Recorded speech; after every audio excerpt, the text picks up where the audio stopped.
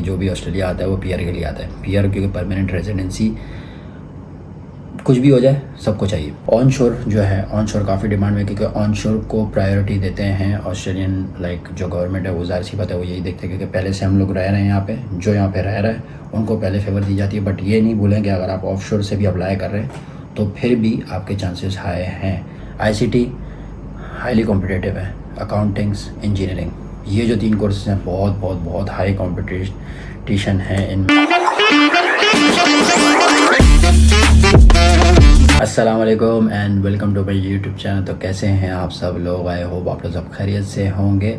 तो यार आज की इस वीडियो में मैं आपको बताने वाला हूँ ऑस्ट्रेलिया में जो PR पॉइंट सिस्टम होता है उस रिलेटेड मैं आपको वीडियो बना के दिखा रहा हूँ। और अगर आप मेरे चैनल में न्यू हैं तो काइंडली सब्सक्राइब करें और अपने दोस्तों के साथ शेयर करें जो ऑस्ट्रेलिया में हैं, ऑस्ट्रेलिया से बाहर हैं, जो ऑस्ट्रेलिया आना चाहते हैं। और क्योंकि ज़ाहिर सी बात है PR जो है ना वो हर किसी को चाहिए। सो बात यह है कि जो भी ऑस्ट्रेलिया आता है वो PR के लिए आता है। PR क्योंकि परमानेंट रेजिडेंसी, कुछ भी हो जाए सबको चाहिए।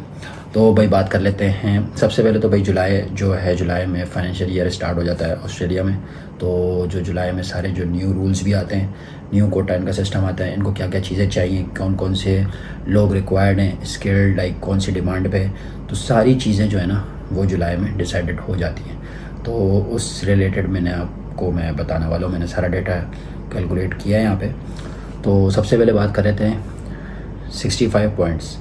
जो पहले मैं आपको बता देता हूँ भाई, पॉइंट सिस्टम होता है PR के लिए। जितने पॉइंट्स आपके हाई होते रहेंगे उतने आपका हाई चांसेस है PR के। तो मैं वीज़ाज़ वाइज आपको पॉइंट्स बताऊँगा कि आपको कौन कौन से पॉइंट्स अभी जो है चल रहे हैं चैलेंजिंग कॉम्पिटिटिव जो हैं वो भी बता देता हूँ। और किस किस फील्ड में आपको क्या क्या पॉइंट्स चाहिए होंगे वो भी मैं आपको बता देता हूँ, जो चांसेस हैं डेटा वाइज। सो सबसे पहले स्टार्ट करते हैं 189 इंडिपेंडेंट स्किल वीज़ा। इसमें भाई सीन ये है कि आपको स्टेट स्पॉन्सरशिप भी नहीं चाहिए, आपको किसी का जॉब लेटर भी नहीं चाहिए, आपको सिंपली जो है वो पॉइंट्स चाहिए। आपके पॉइंट्स अच्छे हो जाते हैं तो आप PR के लिए एलिजिबल होते हैं और आप डाल सकते हैं PR। बट इसमें ये है कि 85 to 95 पॉइंट्स में भी कंपटीशन बहुत हाई है। बट इट डिपेंड्स कि आपका कोर्स कौन सा है। अगर आपका जो कोर्स है वो मेडिकल फील्ड में है, हेल्थ केयर सेक्टर में है, तो आपके चांसेस हाई हैं। बट अगर अकाउंटिंग और इंजीनियरिंग ICT है, बहुत मुश्किल है, क्योंकि बहुत बंदे आए हैं इस फील्ड में ना। तो अकाउंटिंग में तो बहुत ज़्यादा ही हैं। इवन 95 पॉइंट्स में भी PR नहीं आ रही है। मेरे दोस्त भी हैं उनमें, तो मैं आपसे वो चीज़ें बता रहा हूँ।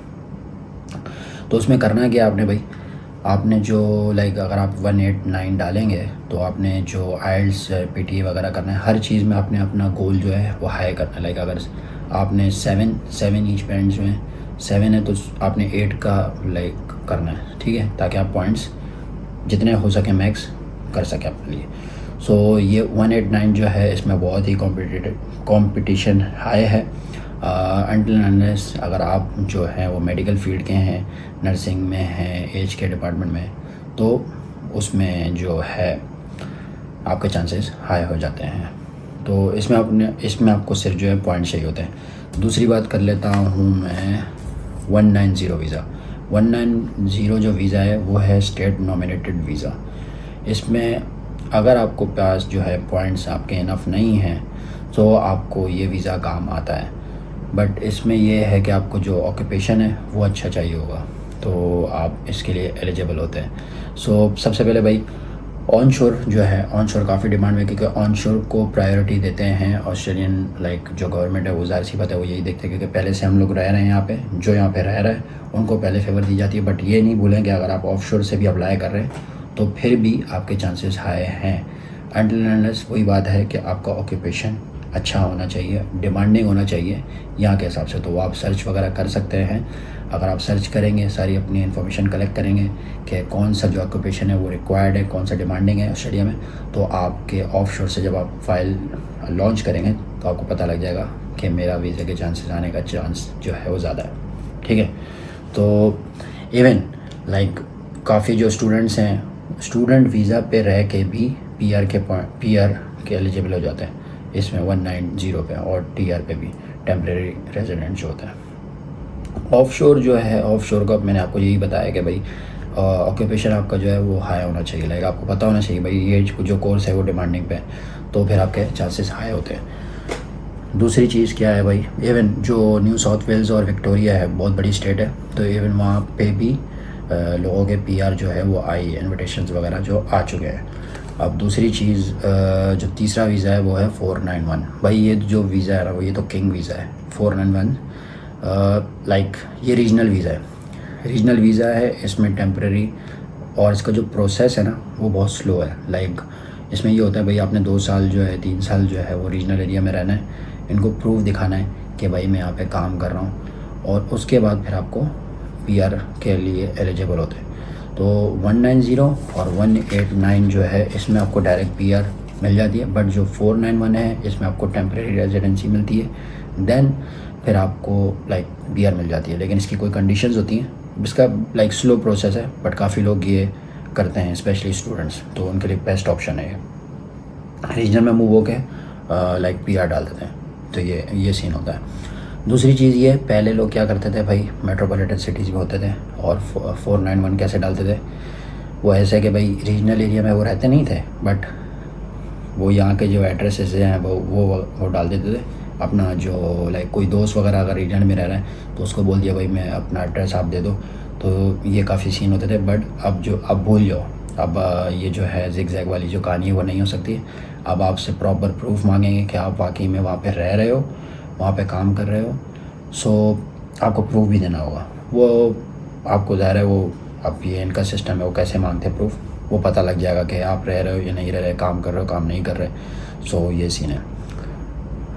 और हाँ, ऑफ शोर की बात करूँ तो ऑफ शोर के भी चांसेस 491 के लिए बहुत हाई होते हैं, और लाइक ये ट्रेडीज़ पे बहुत फोकस करते हैं भाई। ट्रेडीज़ लाइक प्लम्बर हो गए, कारपेंटर हो गए, मैकेनिक हो गए, तो ये भी काफ़ी कोर्सेज जो हैं वो हाई डिमांड पे हैं रीजनल एरियाज से रिलेटेड, क्योंकि ट्रेडीज़ भाई, ट्रेडीज़ को तो बहुत लव करते हैं भाई ऑस्ट्रेलियन जो गवर्नमेंट है, उनको चाहिए ट्रेडीज़।